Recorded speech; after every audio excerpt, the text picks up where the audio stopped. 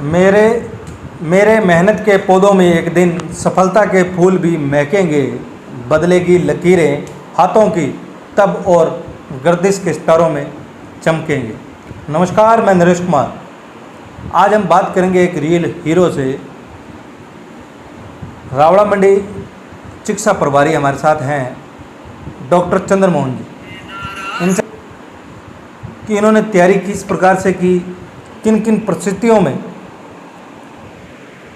तो सबसे पहले चंद्रमोहन जी, आपका बहुत बहुत स्वागत है रियल हीरो प्रोग्राम में। आपका पूरा परिचय।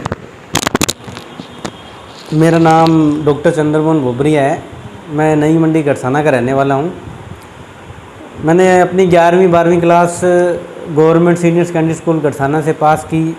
उसके बाद में मुझे नहीं पता था कि क्या करना चाहिए, लेकिन कहीं ना कहीं पापा के दिमाग में था कि इसको डॉक्टर बनाया जाए। तो पापा ने मेरे को बोला कि यार मेरा सपना है कि तू डॉक्टर बने। मैंने उनके सपने को थोड़ा समझा, फिर मैंने कहा चल ठीक है, कोई ना, मेहनत करते हैं। मैं गया सिक्कर CLC में मैंने एडमिशन लिया और वहाँ पे मैंने तैयारी स्टार्ट कर दी अपनी। पहले साल मेरे को पता चला मेरी एज नहीं है, तो मैं एग्ज़ाम नहीं दे पाया। सेकंड साल मैंने अच्छी मेहनत करी, लेकिन मेरा सिलेक्शन नहीं हो पाया, किसी कारणवश 2-3 नंबरों से मैं रह गया।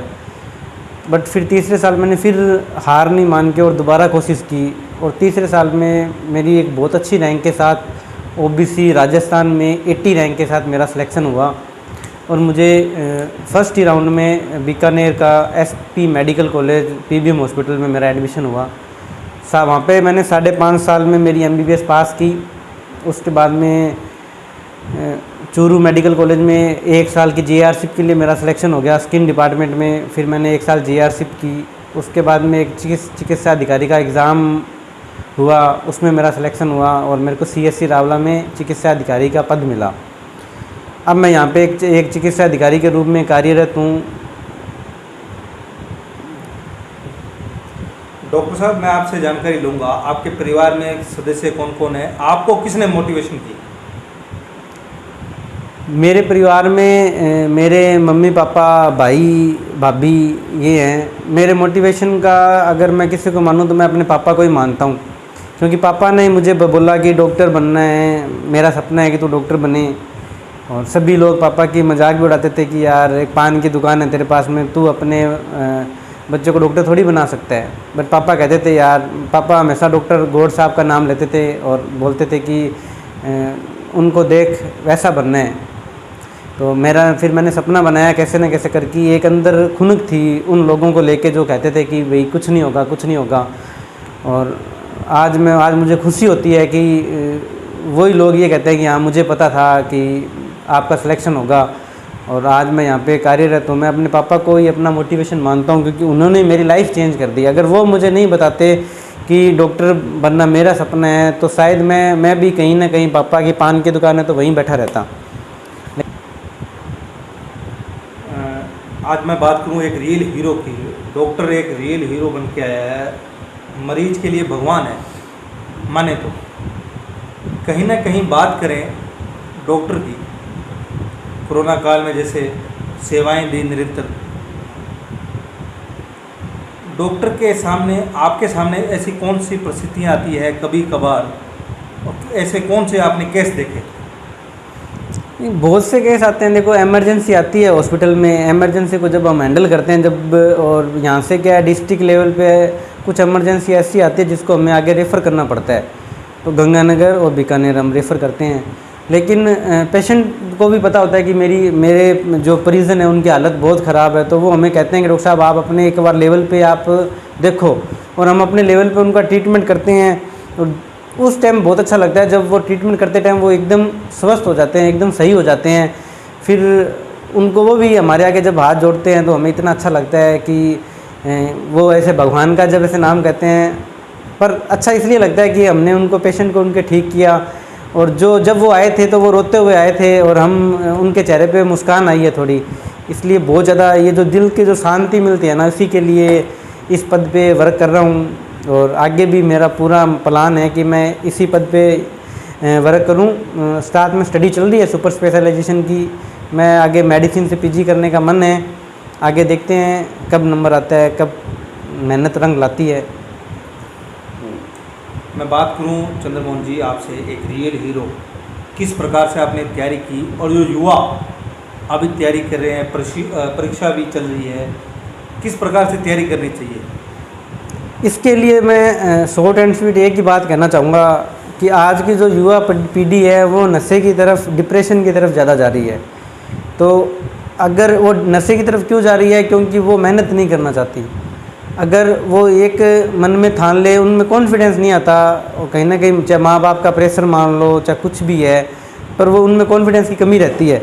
अगर आज की युवा पीढ़ी सिर्फ़ और सिर्फ मेहनत पे ध्यान दे और नशा से दूर रहे तो वो ज़रूर सिलेक्ट हो सकती है। सिलेक्शन का किसी भी चीज़ में सिलेक्ट हो सकते हो आप कलेक्टर भी बन सकते हो, आप एक डॉक्टर भी बन सकते हो, आप एक इंजीनियर भी बन सकते हो। लेकिन इसके लिए सबसे ज़रूरी कोई शॉर्टकट नहीं है, वो है हार्ड वर्क। हार्ड वर्क ही आपको एक ज़मीन से एक आसमान तक लेके जा सकता है। बट इसके लिए आपको नशा नहीं करना है और फालतू चीज़ों से ध्यान ना दे के डिप्रेशन में नहीं जाना है और मेहनत करनी है। आपकी मेहनत आपको एक दिन एक इतना बड़ा आदमी बनाएगी कि आपको खुद को गर्व होगा। चंद्रमोहन जी, डॉक्टर साहब, मैं आपसे एक बात करना चाहूँगा। सरकार डॉक्टरों के लिए बहुत से प्रयास करती है, कहीं ना कहीं बात की जाए डॉक्टरों के सामने ऐसी कौन सी समस्या आती है और सरकार को इनके लिए हल निकालना चाहिए? सरकार काफ़ी कर रही है। अभी सरकार ने नए कानून बनाए हैं डॉक्टर के लिए। सबसे ज़्यादा मेन अगर डॉक्टरों के साथ में मारपीट का ही देखा गया है, क्योंकि उसमें मैं पेशेंट की भी गलती इसलिए नहीं मानता क्योंकि पेशेंट के परिजन उस ऐसी हालत में होते हैं तो उनका गुस्सा करना स्वाभाविक है। लेकिन फिर भी पेशेंट को थोड़ा संयम रखना चाहिए, क्योंकि कल को आज वो हम पे हाथ उठा सकते हैं लेकिन उनके खिलाफ़ एक ऐसी कार्रवाई होगी ही होगी, क्योंकि गवर्नमेंट ने डॉक्टर के ख़िलाफ़ बहुत से ऐसे कानून बनाए हैं। गवर्नमेंट ऑन कॉल, जैसे हमें कभी भी इमरजेंसी की ज़रूरत पड़ती है, हम पुलिस स्टेशन में कॉल करते हैं, विद इन 5 मिनट में हमारे पास में पुलिस पहुंच जाती है। तो रावला पुलिस का भी मैं धन्यवाद दूंगा, अभी थोड़े दिन पहले ही ज़रूरत पड़ी थी तो वो आए थे। ऐसे गवर्नमेंट ने बहुत अच्छे कानून बनाए हैं डॉक्टर के लिए, जिसके लिए मैं धन्यवाद भी देता हूँ। आपके आगामी क्या प्लान है? इसके अलावा आप कौन सी तैयारी कर रहे हो और युवाओं को क्या संदेश देना चाहते हैं? जैसा कि मैंने पहले बता दिया है, मैं सुपर स्पेशलाइजेशन करना चाहता हूँ मेडिसिन में या पीडियाट्रिक्स में। बाकी रैंक पे देखा जाता है कि कौन सी रैंक आती है, अपन कहाँ तक पहुँच पाते हैं। और युवा पीढ़ी के लिए इतना ही कहूँगा कि वो अगर वो नशे से दूर है और वो मेहनत करना चाहते हैं तो बस निकल जाओ।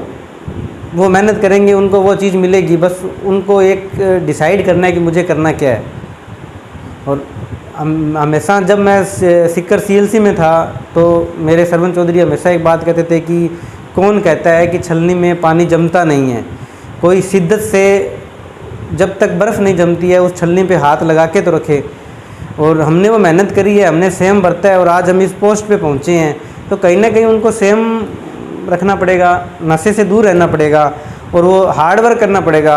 इसके लिए कोई शॉर्टकट नहीं है, हार्ड वर्क करेंगे तो वो भी सक्सेस होंगे और मेरी तरह किसी एक अच्छे पद पे होंगे। आज हमने रियल हीरो कार्यक्रम में आज हमने बात की डॉक्टर चंद्रमोहन जी से, उनके विचार जाने, किस प्रकार से युवाओं को प्रतियोगी परीक्षाओं की तैयारी करनी चाहिए और कई विषयों पर हमने उनसे बात रखी। मैं जाते जाते एक ही बात कहना चाहूँगा, मेरे हौसलों में अभी जान बाकी है, जे तो दौड़ भर थी अभी उड़ान बाकी है। मेरी सादगी से मेरे बारे में अंदाज़ा मत लगाना, जे तो शुरुआत भर थी अंजाम अभी बाकी है। धन्यवाद। आप देखते रहें। मैं नरेश कुमार, कैमरा पर्सन जयपाल जलंधर।